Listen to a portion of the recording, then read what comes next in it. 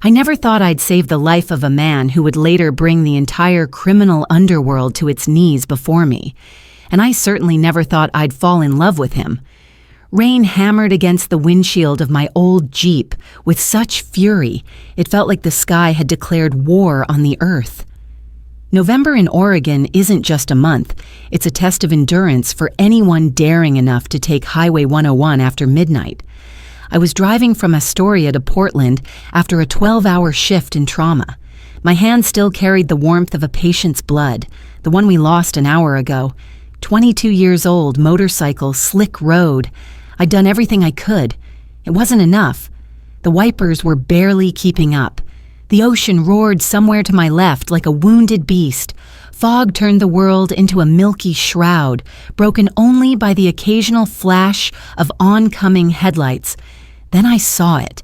A black Maybach emerged from the mist behind me, closing the distance at a speed that made me instinctively press back into my seat. It flew past without slowing, even though visibility was 20 yards at best. I had just enough time to think, "Idiot," when I saw the car lose control. It happened in 3 seconds. The Maybach fishtailed on the curve. The driver tried to correct, but it was too late. The car slammed into the metal guardrail with a sound like the sky ripping in half. The guardrail gave way, and that 3-ton beast just flew down, 80 meters straight into the raging Pacific. I don't even remember hitting the brakes. My Jeep spun out on the wet asphalt, stopping 10 yards from the gap in the guardrail. The engine stalled. Rain pounded the roof. My heart was in my throat. A sane person would have called 911 and waited for rescue, but I'd seen how fast cars sink. I'd seen people in the ER pulled from the water 5 minutes after submersion, dead. I had maybe 2 minutes, 3 if I was lucky. I bolted from the car without killing the headlights, rushed to the back seat, grabbed my medical pack and climbing gear. Yeah, I kept carabiners and ropes in my trunk. My ex-boyfriend was a climber, and when we broke up, I forgot to clear his junk from the Jeep. Thanks, Jason, for being a useless jerk. I anchored the rope to my Jeep's frame. Fast. Professional. My hands knew what to do, even as my brain screamed, "You're insane." Maybe I was, but I'm a doctor, and I don't just drive away. I slung the pack over my shoulder, clipped the carabiner, and started the descent. The rock face was slick. Every foothold threatened to slip. Waves crashed below, surging 15 meters up, dousing me in icy salt water. The wind tried to peel me off like an autumn leaf. I descended without thinking about the rope snapping and killing me, without thinking it might already be too late down there. Just descended. The Maybach lay on its side in the water, half submerged. Waves were already flooding the cabin through the shattered rear window. 1 more minute, and it would be gone. I reached the car, hooked onto the door handle. The water burned my hands with cold. I tried the door, jammed. Tinted windows, no visibility inside, or of who might be in there. My pack had a tactical flashlight. I grabbed it, shone it through the window, and saw him. A man, alone, buckled into the driver's seat, head lolled back, face covered in blood, his chest. God, a massive dark stain spreading across an expensive shirt. He'd been shot before. The crash. Someone had tried to kill him, and he'd tried to escape. Another wave crashed over me. Water flooded my lungs. I coughed but didn't let go. When it receded, I pulled a tactical hammer from my pack and swung with everything I had at the driver's window. Glass exploded inward. I didn't care. Water poured into the cabin. I reached in, found the seatbelt release, pressed it. The belt unbuckled and the man collapsed forward, onto me. Heavy. 6'2", at least 200 pounds of pure muscle. I gripped his jacket and started hauling him out. Every movement was a battle. Water, cold, weight, all against me. But I was a trauma surgeon. I'd lifted heavier patients onto gurneys. Before, I had help. Now I was alone on a cliff, waves pounding, and if I let go, he died. I didn't let go. I clipped him to my rope with a carabiner, wrapped my arms around him from behind like rescuers are taught, and started the climb. My arms burned. Feet slipped on rocks. I nearly fell several times but held on. I don't know how long it took. 5 minutes. An hour. Time ceased to exist. When I dragged him onto the road and collapsed beside him on the wet asphalt, I finally looked at him properly. Hard face, cheekbones sharp as blades, scar through one eyebrow, short dark beard, expensive watch, not the kind middle managers wear, the kind that costs a surgeon's annual salary, and the wound on his chest, gunshot, entry wound near the third intercostal space, left side, too close to the heart. I pressed fingers to his neck. Pulse. Thready, but there. He was alive. For now. I tore open his shirt. Silk, Italian, custom-tailored, and examined the wound. Bullet entered front. No exit. It was lodged inside. Bleeding heavy but not critical. Yet. He needed a hospital. Now. I was reaching for my phone when his eyes opened. Gray. Cold as the ocean I'd just pulled him from. He grabbed my wrist, hard, fingers like a vice. "No hospital," he rasped, voice low, gravelly, with a faint accent. Russian, maybe. "They will finish me." Then he passed out. I sat in the rain, phone in hand, staring at this stranger who was clearly in deep trouble. The kind where a hospital was a death sentence. Sirens wailed in the distance. Someone had called the cops. I had 2 seconds to decide. I looked at his face. The blood. The wound that would kill him within an hour without surgery. And I made the craziest decision of my life. I dragged him into my Jeep. Loading him was a nightmare. 200 pounds of dead weight, soaked, slippery, bleeding. I shoved him into the back seat, ignoring the fire in my shoulders. Adrenaline is a hell of a drug. When I slammed the door, it hit me what I'd done. I didn't call an ambulance. I didn't report to police. I took a wounded man from a crime scene. Technically, I'd broken about 17 laws. But he said, "They will finish me." And I was a doctor. My job is to save lives. Doesn't matter whose. I got behind the wheel, turned around, and drove away from Portland, toward the abandoned St. Mary's Hospital. It once belonged to Dr. Samuel Gray, my mentor. He taught me more than any med school professor, showed me real surgery, not from textbooks, but from life, saving the hopeless. He died 2 years ago. The hospital closed. The building stood empty, but I knew the equipment was still there. Samuel left me the keys and said, "One day, you'll need this." Guess he was right. The drive took 20 minutes. I pushed my old Jeep to its limits on the empty highway. Rain never let up. In the rear view, my passenger lay motionless. Every time I couldn't hear him breathing, my heart skipped. "Hang on," I muttered. "Just hang on, you bastard. I didn't drag your ass off that cliff for you to die in my car." He didn't answer.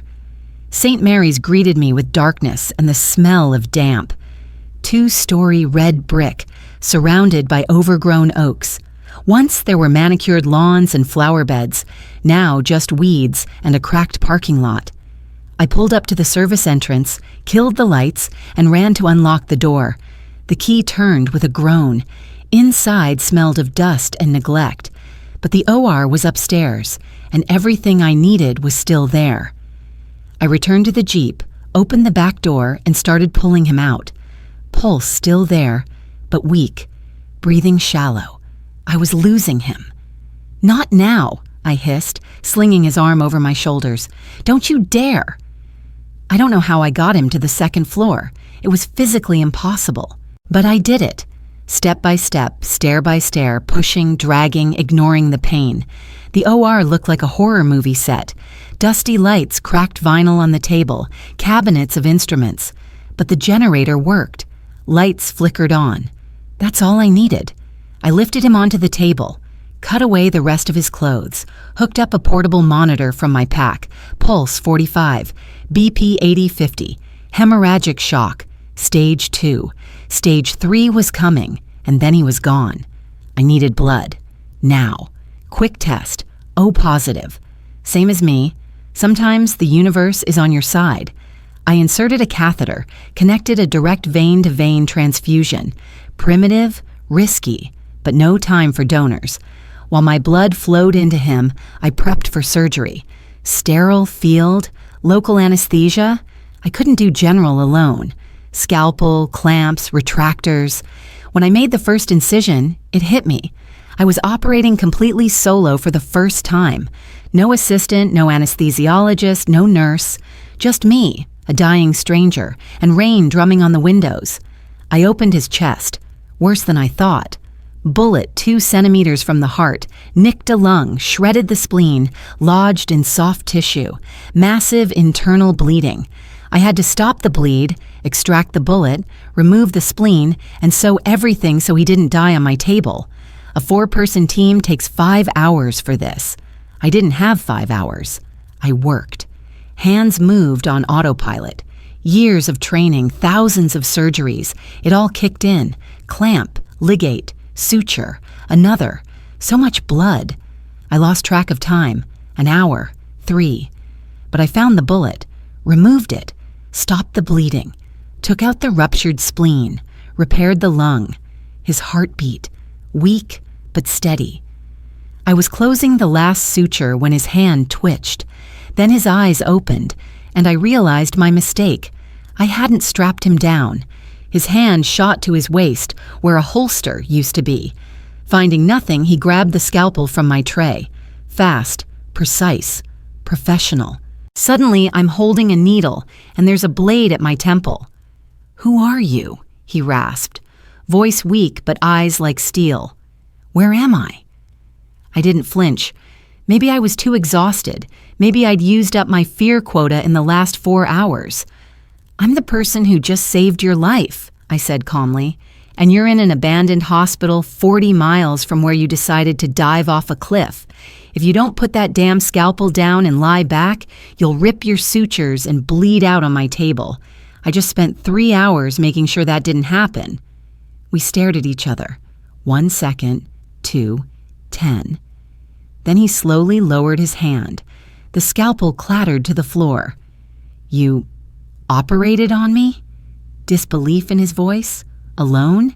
You said no hospital and passed out, so yeah, alone." He tried to sit up. I pushed him back. "Don't even think about it.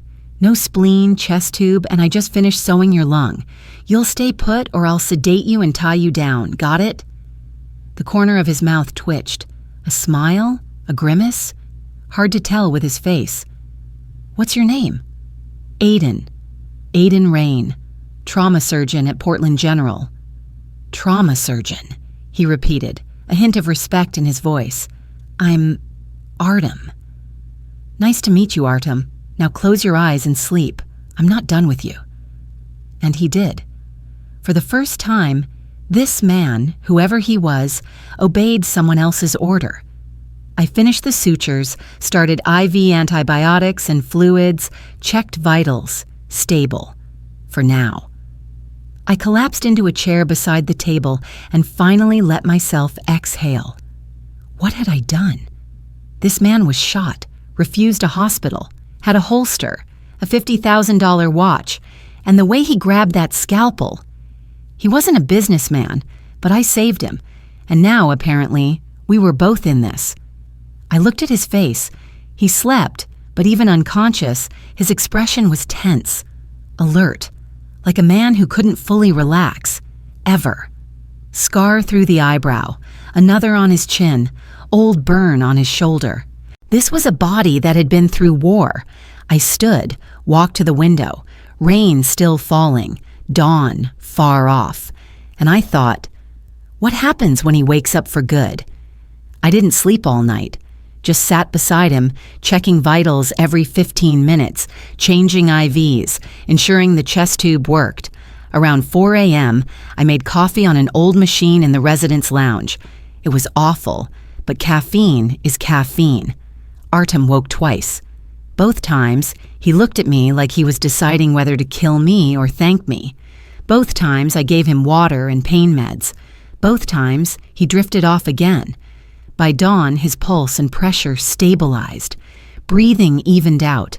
My blood had been accepted without complications. He'd live. I leaned back in the chair, closed my eyes, and allowed myself a moment of weakness. Damn, I was tired. Every muscle ached. Hands shook from exhaustion and leftover adrenaline. "You're still here." His voice startled me. I opened my eyes. Artem was watching me, fully conscious this time, gray eyes clear, assessing. "Where else would I be?" I answered wearily. "You're my patient. Until you're stable, I'm not leaving." Most people would have run. I'm not most people. I'm a doctor. He tried to sit up. I wanted to stop him, but he managed on his own, leaning on one arm. Face twisted in pain, but he didn't make a sound. "How long?" he asked, glancing at the window where dawn was breaking. Wait, no, the light was just starting to creep in. "About 5 hours post-op. You lost a lot of blood, 3 internal organ injuries, but I fixed them. You're lucky. The bullet missed your heart by 2 centimeters. Any closer, and I'd be pulling your body from the ocean, not you." "Who says I'm lucky?" I frowned. "You're serious? You're alive? That's not luck?" "Depends on who you ask." He looked at his chest, the bandages, the drainage tube. "Now they know I didn't die, and they'll come looking." "Who's they?" He gave me a long look. "People who'd be better off not knowing your name." "Too late. You already know it." "Aiden Rain," he said slowly, tasting it. "How old are you?" "Does it matter?" "You look too young to be a surgeon." 31. 9 years in the field. Young enough? He smirked. The first real emotion I'd seen on his face. Crazy enough to save a stranger in the middle of the night. That's called the Hippocratic Oath, not insanity. The oath doesn't require cliff diving and solo surgery in abandoned buildings. He had a point. I wasn't admitting it. "What were you doing on that road?" I asked. "And who shot you?" Questions you don't want answers to. Maybe not, but I saved your life. I think I've earned an explanation. Artem was silent for a long moment. Then he exhaled slowly. "I'm in business. I have partners and competitors. Sometimes the line blurs." That's the vaguest explanation I've ever heard. It's the most honest one you'll get without putting yourself in danger. Newsflash, I'm already in danger, since the moment I pulled you from the ocean. Then you should have left me there. I couldn't. I met his gaze. I don't leave people to die. Something shifted in his eyes, something I couldn't name. Even if that person is a monster? Even then, it's not my job to judge who deserves to live. I just save lives. Noble, professional. Silence again. Thick, tangible tension. Finally, Artem spoke. "I need a phone." "Yours sank with the car." "Then give me yours." "So you can call the people trying to kill you?" "So I can call the people who'll get me out of here, and you can go back to your normal life." Normal life. Sounded like a fairy tale. I pulled out my phone and handed it to him. "If they show up shooting, I'll choke you with your own IV. He smirked again, took the phone. "Promise, no shooting."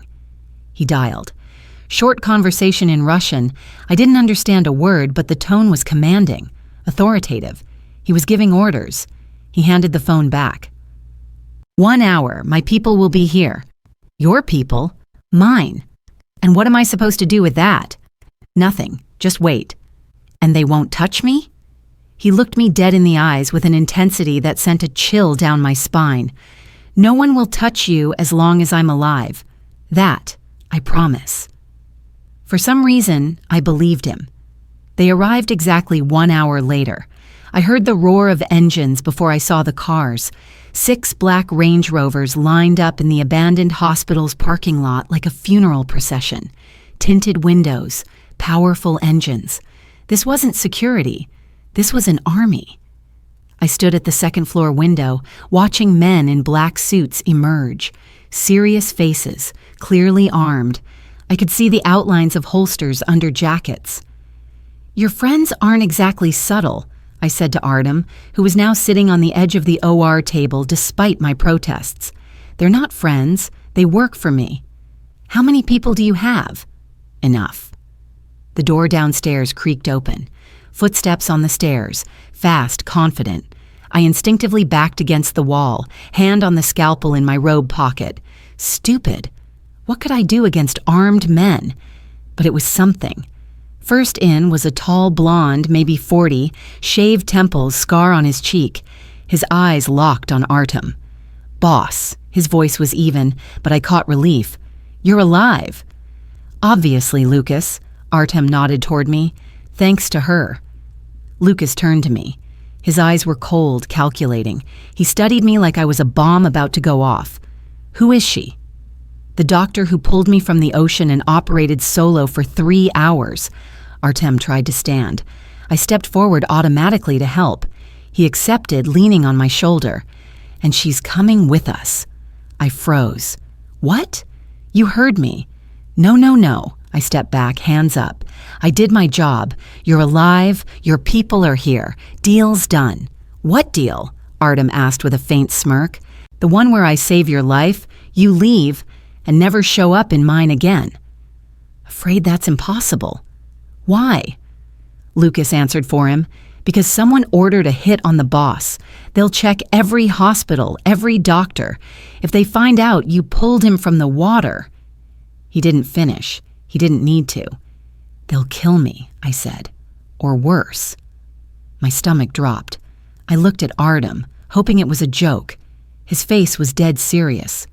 "I can't just disappear. I have a job, a life, an apartment." "And you have a choice," Artem said calmly. "Come with us willingly where I can protect you, or stay here and wait for them to find you first. Decide." It wasn't a choice. It was an ultimatum. I clenched my fists, anger rising. "You know what? I regret saving you." "You'll regret it a few more times."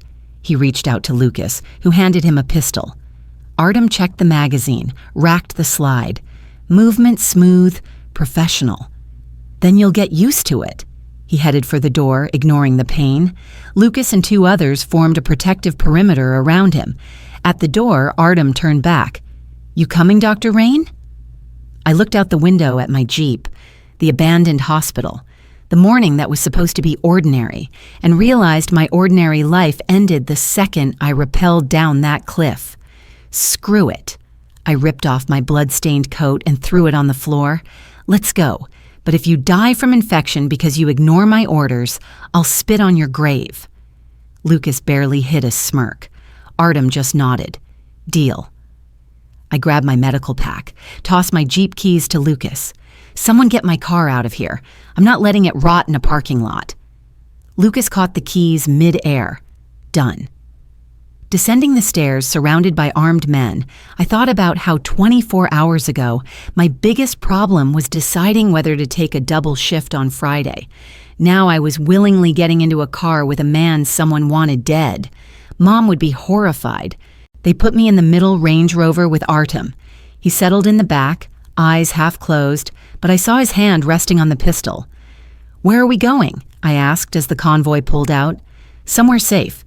"Which is?" "You'll see when we get there." Chatty guy. Great. We drove for 20 minutes. Forest gave way to more forest. The road headed east, into the mountains. No signs, no landmarks. I was starting to wonder if they were just taking me to bury me in the woods when gates appeared. Tall, metal, guarded. The gates opened. We drove onto the property. Mansion. No, fortress. 3-story dark stone and glass, surrounded by a high fence with cameras, patrols with dogs, floodlights. It looked like a paranoid billionaire's dream. "You're kidding." I turned to Artem. "You live in a bunker?" "I live in a house no one can storm," he corrected. "There's a difference. For a paranoid person. For someone with a lot of enemies." The car stopped at the main entrance. Lucas exited first, scanned, then opened Artem's door. "Clear, boss." Artem got out slowly, leaning on the door. I saw him grit his teeth, sutures pulling, wound aching. He needed rest and antibiotics, not walks. I jumped out and rounded the car. "You're an idiot. You shouldn't be walking. You need to lie down." "I need to show I'm alive and in control," he said. "Weakness kills faster than bullets." And infection kills faster still. If you're not in bed in 5 minutes, I'll... What? He turned to me, curiosity flickering in his eyes. What will you do, doctor? Sedate you and tie you up. I don't care how many guys you have with guns. Lucas cleared his throat, clearly fighting a laugh. Artem looked at me for a few seconds, then nodded slowly. Fine. But first, I need to meet someone. 10 minutes. 5. And I'm coming. Why? Because if you pass out, someone has to catch your heavy ass. The corner of his mouth twitched in an almost smile. As you say, doctor. We entered the mansion. Inside was surprisingly normal. Expensive furniture, but no ostentation. Minimalism, dark tones, open space. Nothing like what I imagined a crime lord's house would look like. Though what did I know about crime lords' houses? We were led to an office on the second floor. Large room with floor-to-ceiling windows overlooking the forest. Massive dark wood desk. Bookshelves to the ceiling. A man in his 50s stood by the window, gray-haired, expensive suit. He turned when we entered, relief flooding his face. Artem. Thank God. Nikolai. Artem nodded. Good to see you too. When we lost contact after the meeting was a trap, Artem cut in. Someone leaked to the Colombians. They were waiting on the exit. Nikolai paled. You think one of ours? I don't think. I know. Otherwise, they wouldn't have the exact route and timing. Heavy silence. I stood by the door, feeling out of place. This wasn't a conversation I should hear, but Artem didn't dismiss me. We need to find the rat, Nikolai said quietly. Fast, before... He stopped as Artem swayed. I lunged forward, catching his arm. That's it. Your 5 minutes are up, I said firmly. Bed, now. Artem started to argue, but his face was gray with exhaustion and pain. Nikolai, report later, he said. Of course. Nikolai looked at me curiously. And this is... Dr. Aiden Rain, the person I owe my life to, and who's now dragging me to bed like a disobedient child. Rightfully so, I turned to Lucas. Where's his room? 3rd floor, center door. Lucas stepped forward. I'll help. Together, we got Artem to the bedroom. Huge room, king-size bed, minimalist design, windows with that telltale thickness, bulletproof. We laid him down.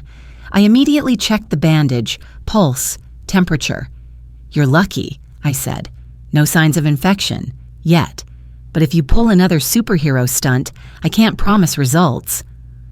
Noted, he muttered, closing his eyes. I turned to Lucas. I need broad-spectrum antibiotics, painkillers, sterile bandages, antiseptic, and clean clothes for me. I can't keep walking around in blood. On it. Lucas nodded and left. I was alone with Artem. He lay with eyes closed, but I knew he wasn't asleep, breathing too uneven. You could have died today, I said quietly. Twice. On the cliff and on my table. I know. Then why act like it doesn't matter? He opened his eyes and looked at me. Because if I let fear control me, I'm already dead. In my world, showing weakness is a death sentence. You're not in your world. You're in bed, wounded, and the only person seeing you now is me. I don't care about your reputation. I care that you survive. Why? Good question. Because I don't spend 3 hours operating just for my patient to die from stupidity, I said. That the only reason? I met his gaze and didn't have an answer. Lucas returned with meds and clothes. I gave Artem antibiotics and strong painkillers. Sleep, I ordered. Doctor's orders. Tough doctor, he mumbled, drifting off. Stubborn patient. When his breathing evened out, I left the room. Lucas was waiting in the hall. Your room's ready, he said, across from his. If you need anything, I'll be close. Thanks. He nodded and started down the stairs, but paused halfway. Dr. Rain? Yeah? Thank you for saving him. He's... Lucas hesitated. He matters. To a lot of people. I did what I had to. No, he shook his head. You did more. A lot more. And he left, leaving me in the hallway with questions I was afraid to ask. I showered, changed into someone's jeans and sweater from the guest room, then collapsed on the bed and passed out fully clothed. I woke to gunfire. First thought, dream. But the sounds were too real, too close. Automatic bursts, screams, shattering glass. I bolted from bed and ran into the hall. The house shook with explosions downstairs. Artem! I burst into his room. He was already up, strapping on a bulletproof vest over his bandages, pistol in hand. "You're supposed to be in bed," I yelled. "And they were supposed to wait a day," he snapped. "But no one gets what they want." Another explosion, closer. The house shuddered. "What's happening?" "Colombians found me faster than I thought." The door flew open. Lucas rushed in, face smeared with soot and blood. "Boss, we have to move. They breached the west perimeter. 5 minutes, max." "Vehicles ready?" 3 SUVs at the east exit. Rest are under fire." Artem nodded, checked his pistol magazine. "Round up the men. Evac plan B." "And her?" Lucas nodded at me. "She comes with me." "Boss, that's—" "She comes with me," Artem repeated, tone brooking no argument. He turned to me. "Can you shoot?" "Theoretically." "This isn't theoretical." He handed me a pistol. Glock, heavy, cold. "Safety here. Point and squeeze. If anyone not ours gets close, shoot. Understood?" I stared at the gun in my hands. The same hands that saved lives, that sutured wounds, not inflicted them. "Aiden?" Artem's voice softened. "You can, and you have to. Because if you don't, they will." I looked up at him. This man who 12 hours ago was dying on my table, now ready for war, and nodded. "Okay." We ran into the hall. Lucas led. Artem covered me from behind. The sounds of battle grew louder. Screams, groans of the wounded, furniture crashing. On the stairs, we met 3 of Artem's guards. One shot in the shoulder, another supporting him. "Status!" Lucas barked. "Breach on 2 sides, at least 20 hostiles. Heavy weapons!" Another burst shredded the wall beside my head. Plaster fragments flew. I ducked instinctively. "Move!" Artem ordered. We ran downstairs. The first floor was a war zone. Overturned furniture, shattered windows, shell casings everywhere. Bodies. I tried not to look. At the east exit, 3 black SUVs idled, engines running. Artem's men held defensive positions, returning fire. "Into the vehicles!" Lucas shouted. They shoved me into the middle SUV. Artem slid in beside me, Lucas at the wheel. The engine roared. The convoy peeled out just as 2 pickups with mounted machine guns emerged from the forest. "Ambush!" someone yelled over the radio. The world exploded in fire and lead. The machine guns opened up and the rear SUV was torn apart. I watched it flip, explode, become a fireball. "Lucas, right!" Artem shouted. Our driver yanked the wheel. The SUV skidded, crashed through roadside brush. Branches whipped the windows. Tires spun in mud. The lead SUV tried to push past the pickups, failed. A burst shredded the hood, radiator spewing steam. It stalled. We were alone. The pickups turned, lining up to finish us. "Out!" Artem threw open the door. "Aiden, with me!" I jumped out, holding the Glock 2-handed like in movies. Heart pounding in my ears. Men from the lead SUV piled out, took cover behind the vehicle. The shootout began. I'd never heard real gunfire. It was deafening. Each shot jolted me. One guard collapsed beside me, clutching his thigh. Blood poured from the femoral artery. Instinct kicked in faster than fear. I dropped to him, pressed my hand to the wound. "Keep pressure," I yelled. "Doctor, get your head down," Lucas screamed. Bullets whined overhead. One passed so close I felt the heat. I needed a tourniquet. Fast. My medical pack was back at the mansion. I ripped off my belt, cinched it above the wound. The guard groaned, but bleeding slowed.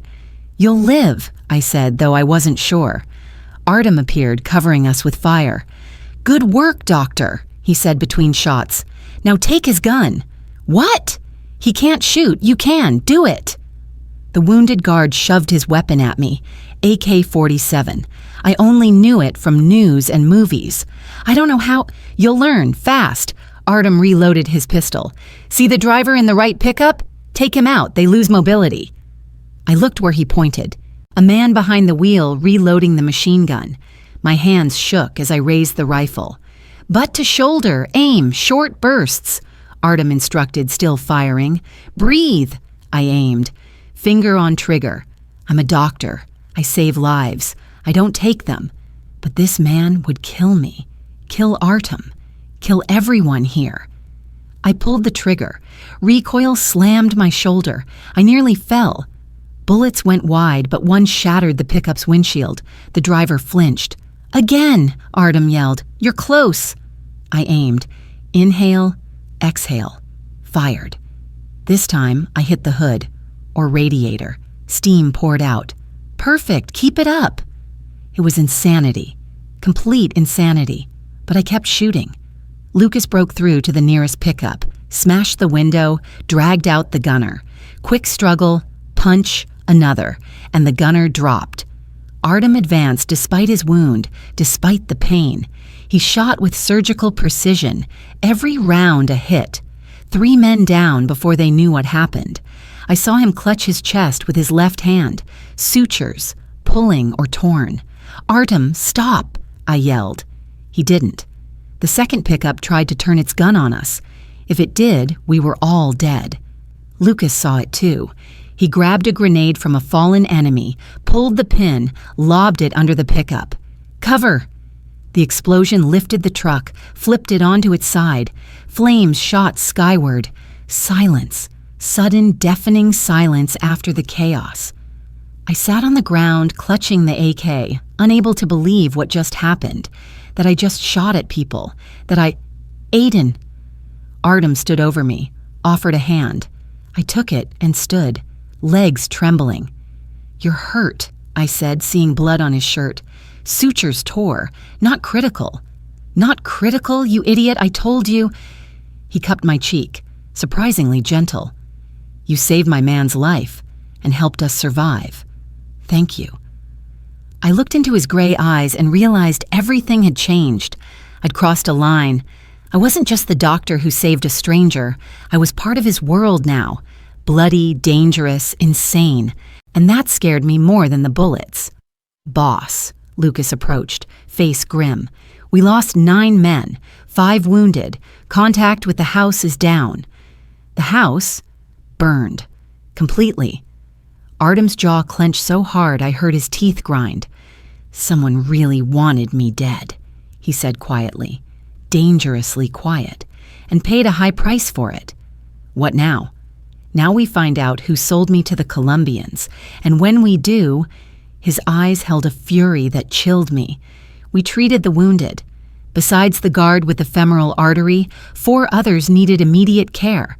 Gunshots, shrapnel, burns. I worked with what I had. Tore shirts for bandages, used vodka from someone's flask as antiseptic, plugged wounds with whatever was at hand. Field medicine at its worst, but no choice. Artem watched, leaning against the wrecked SUV. Where'd you learn to work like that? He asked. Residency in Detroit, I said, tying an improvised tourniquet. Saturday nights in trauma, gunshots every hour. Not a bad school. The worst, but effective. When I finished the last patient, engines approached. Everyone tensed, weapons up. Ours, Lucas said, peering through binoculars. Reinforcements from the east sector. 4 more SUVs pulled up, 15 more men. I recognized Nikolai, the gray-haired man from the office. Artem, he rushed over. Thank God you're okay. We saw the fire and— Ambush was planned, Artem cut in. Too well. They knew the route, positions, when we'd be weakest. You think? I know. Artem's voice sliced like a blade. A rat in my organization, and I'm going to find them, whoever it is. Heavy, tense pause. Lucas broke it. Boss, we need to move. Cops will be here soon. Colombians might send more. Artem nodded. Load the wounded. North Base. And the doctor? Nikolai asked, eyeing me. The doctor comes with me, Artyom said, as if it were fact. And honestly, I didn't even think to argue. The North Base was a warehouse complex on Portland's outskirts. Looked like a container storage yard. Inside, a fortress. 2 floors, reinforced walls, surveillance, guards everywhere. And most importantly for me, a fully stocked medical bay. "You're seriously keeping an OR here?" I asked, inspecting the room. All the equipment, drug stocks, even a portable X-ray. "In our business, hospitals aren't an option," Lucas said, helping carry the wounded. "Gunshots raise questions. Questions cause problems." "So you just keep a personal doctor?" "We did, until 2 days ago." I didn't ask what happened 2 days ago. Some things are better unknown. The next 3 hours I was in the OR, extracting bullets, suturing, stopping bleeds. Work I knew. Work that made sense in this madness. When I finished the last patient, it was past midnight. I stripped off bloody gloves and collapsed into a chair, bone-tired. The door opened. Artyom walked in, holding his chest. "You're in pain," I stated. "Manageable. Get on the table, now. Aiden, now, Artyom, or I'll have Lucas carry you." He smirked but complied, sat on the edge of the medical table. I started removing his shirt. The bandage was soaked. Several sutures had torn. "I told you," I muttered, prepping tools. "No exertion, no shootouts, no heroics. But no, you know better. I couldn't stand by while my men were killed. You could have directed from cover. Instead, you charged the front line with a half-sewn chest. I'm not the kind of leader who hides while others die for him." I looked up from his wound and met his eyes. "Even if it kills you?" "Even then." We stared for a few seconds. Then I returned to work, trying to ignore the strange feeling in my chest.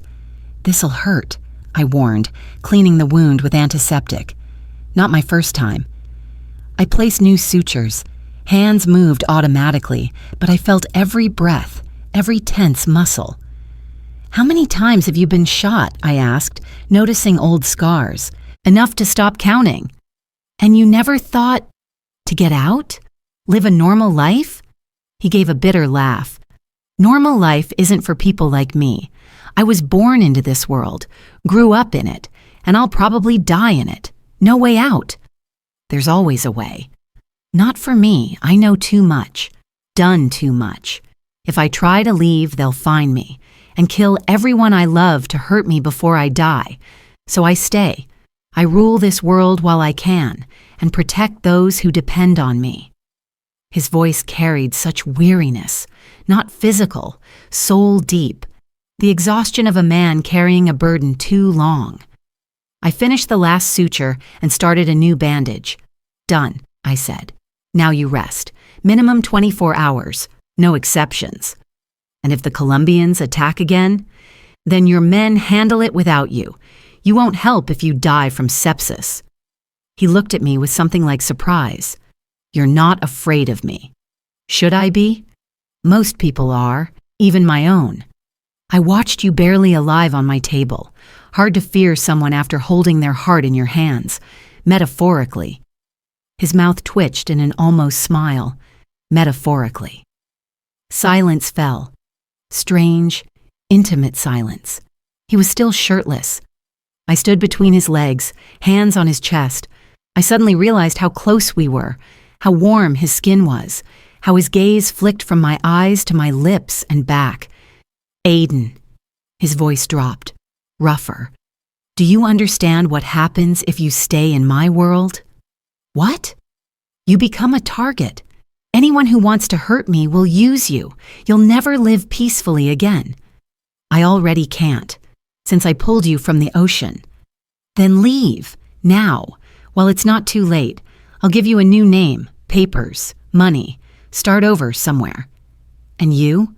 I'll manage, like always." I looked at him, this dangerous, ruthless man offering me freedom, who didn't want to let me go. I saw it in his eyes. "No," I said. "No? I'm staying, at least until I'm sure you won't die from your own stupidity. After that, we'll see." He took my hand, slowly. His thumb brushed my knuckles. "You're stubborn." So are you. We're both idiots. Seems like it. And then he pulled me close and kissed me. It was sudden and absolutely right. His lips were hard, demanding. The kiss wasn't gentle. It was a claim, a challenge, a question and answer all at once. I kissed back with equal intensity, fingers threading through his hair, pulling him closer. When we broke apart, we were both breathing hard. That was a mistake, he finished.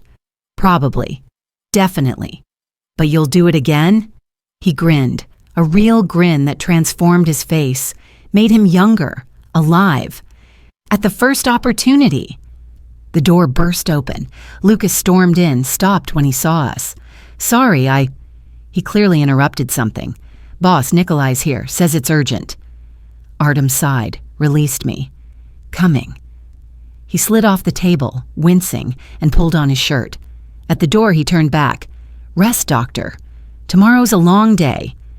And left, leaving me with a racing heart and a million questions. I couldn't sleep. Lay on the narrow cot in the medbay's restroom, staring at the ceiling, replaying the last 48 hours. 2 days ago, I was a regular surgeon. Job, home, no complications. Now I was... What? Hostage? Ally? Something more? I touched my lips, still feeling the kiss. It was madness. Complete madness. But I couldn't make myself regret it. A knock at the door. I sat up. Yeah? The door opened. Lucas with a tray. Sandwich, fruit, coffee. Figured you hadn't eaten, he said, setting it down. Sorry, not gourmet. Thanks. I was starving. Couldn't remember my last meal. That's sweet of you. He nodded, started to leave, but I stopped him. Lucas, quick question? He turned. Sure. How long have you worked for Artem? 15 years, from the start. And you never wanted out? He thought. Wanted to. A few times. Then realized, this is the only place I matter. Boss gave me a shot when no one else would. I was nothing. Street punk with no future. He saw more in me. He does that a lot? Gives people chances? More than you think. Half the guys here were society's trash. He pulled us together, gave us purpose, family. Dangerous family? The only one we've got. I nodded, understanding more than I wanted. Lucas poured coffee from a thermos, handed me a cup. You'll need this. Boss says tomorrow we meet with all the lieutenants. Decide what to do about the traitor. I took the cup. Strong, hot, perfect. You know who it is? Suspect.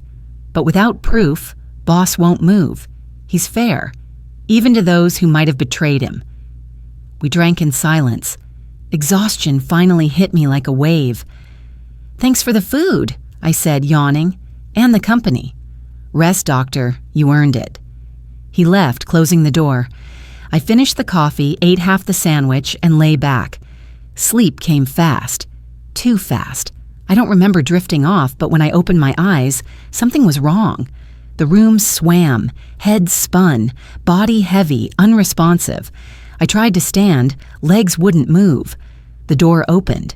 Lucas entered, pistol in hand. Sorry, doctor, he said quietly. Nothing personal?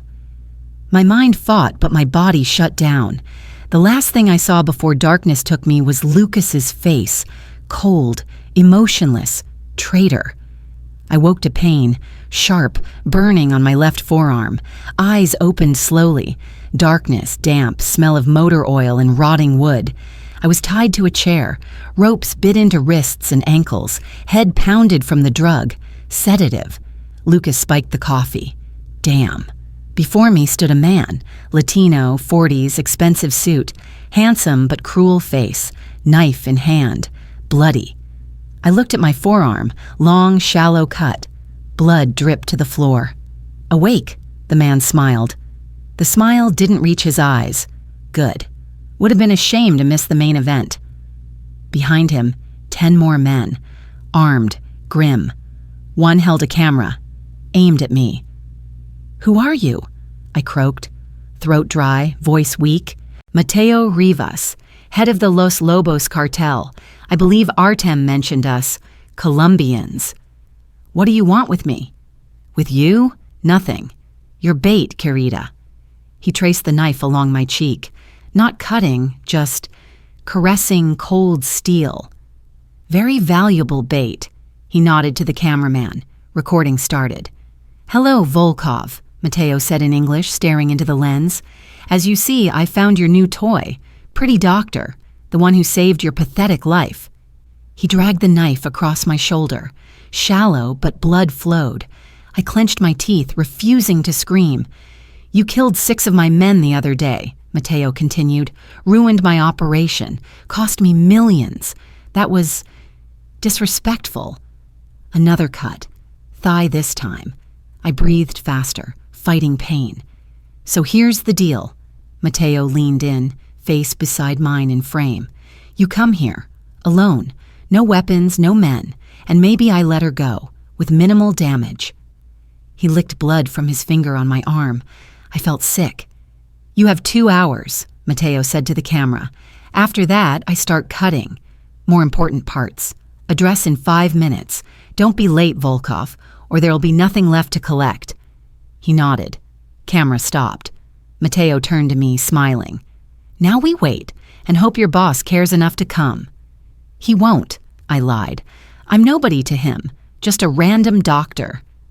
Oh, querida, Mateo laughed.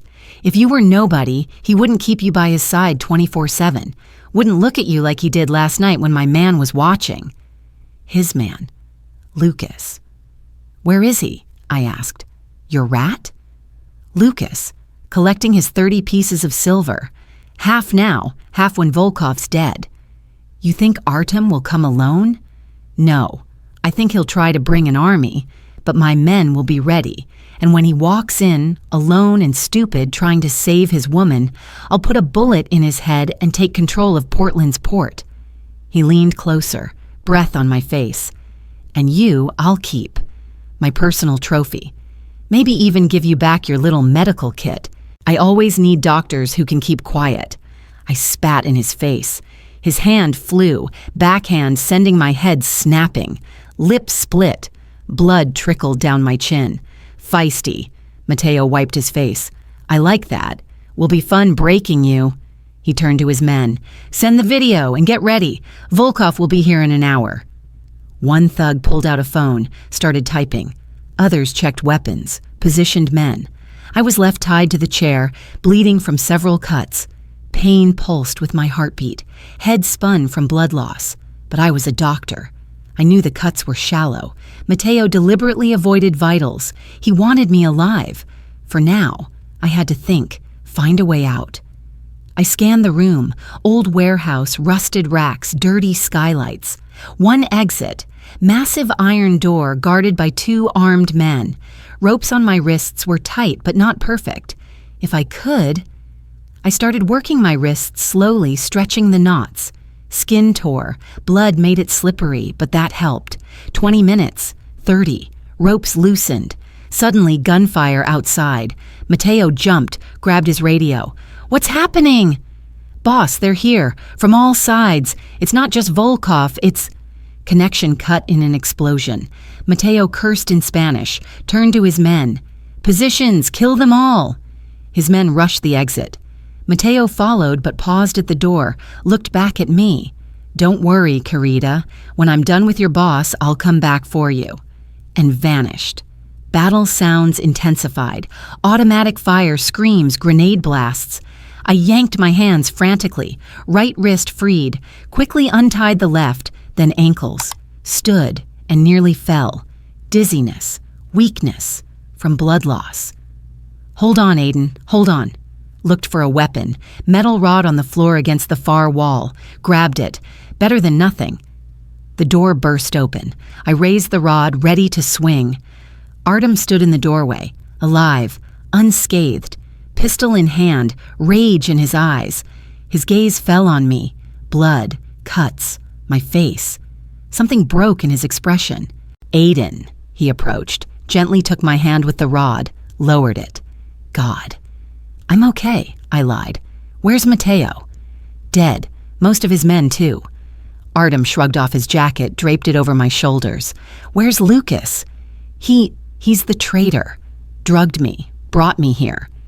Something dark and deadly flashed in Artem's eyes. I know. Nikolai found proof an hour ago. Bank transfers from the cartel. Lucas was working for them for months. Where is he now? We'll find out soon. Artem slung my arm over his shoulders, led me to the exit. I leaned on him, trying not to look at the bodies strewn across the warehouse. Outside, our team's men everywhere. Medics rushed to me. Cuts are shallow, I said automatically. Need cleaning, 2 on the forearm need sutures, rest just dressing. Doctor, a medic smiled, let us take care of you. They sat me in a vehicle, started treating wounds. Artem stood nearby on the phone, voice hard, unyielding. When he finished, he came to me. Lucas is in the east sector, tried to flee with the money. What will you do? He looked me in the eyes. What we do with traitors. I nodded. His world had rules, brutal but clear. Aiden, he took my hand. I'm sorry, my fault. I should have seen it sooner. You can't control everything. I should have protected you. You did, you came. I barely made it. I squeezed his hand. But you did. That's what matters. We looked at each other, and in that gaze was more than words. A week passed. I stood at the panoramic window in Artem's new house, even more fortified, even more secure. Cuts healed, leaving thin pink lines, scars, reminders. Lucas was found dead 3 days ago. Officially, suicide. Unofficially, justice in Artem's world. The Los Lobos cartel crumbled after Mateo's death. Their territories fell under Artem's control. He was more powerful, more dangerous, and I stayed. I quit the hospital. Official reason, family circumstances. Real reason, impossible to return to normal after what I'd seen, what I'd lived. Now I was Artem's personal physician, lived in his house, slept in his bed, became part of his world, arms wrapped around me from behind. Artem rested his chin on my shoulder. What are you thinking? He asked softly. How much my life changed in 2 weeks. Regret it? I turned in his arms, looked into gray eyes. No, don't know why, but no. You're crazy. So are you. He smiled, kissed me. Gently, not like the first time. This was the kiss of a man who almost lost something precious. When we pulled apart, he traced a finger over the scar on my forearm. I'll kill anyone who tries to hurt you. I know. And I'll never let you go. I know that too. We stood at the window, hands linked, watching dawn over Portland. My old life was safe, predictable, boring. This one was dangerous, unpredictable, insane. But it was mine, and he was mine. I saved the life of a man who brought the criminal world to its knees before me, and fell in love with him. Sometimes, the best decisions are the craziest. Epilogue. 6 months later, I was suturing a gunshot wound on one of Artem's soldiers when he walked into the medical office. Another shootout? I asked without looking up. Minor, rivals testing borders. We explained it was a bad idea. I finished the last stitch, dismissed the patient. You're free. No strain for 3 days. When we were alone, Artem came behind me, arms around my waist. You're tired. A little, but it's fine. He turned me to face him, studied my eyes. Aiden, I need to say something. Sounds serious. It is. He took my hand, thumb brushing my knuckles. You changed my life. You saved me not just on that cliff. You saved me from myself. Artem, let me finish. He dropped to one knee. My heart stopped. I know my life is dangerous. I can't promise peace, but I can promise I'll protect you with my last breath, that I'll love you every day until the end, that you'll always be the most important person in my life. He pulled a small box from his pocket. Marry me, Aiden Rain. Inside was a ring, simple, elegant, diamond that could buy a small country. I looked at him. this dangerous, tender, insane man on his knee before me. "Yes," I said without hesitation. "Yes, I'll marry you." He slipped the ring on my finger, stood and kissed me like the world was ending and beginning at once. And in a way, it was. My old life ended that night on the cliff. The new one began when I jumped after a stranger, and this third life started right now, a life of danger and love, scars and healing, darkness and light, a life with the man who ruled the criminal world but answered only to me, and it was perfect.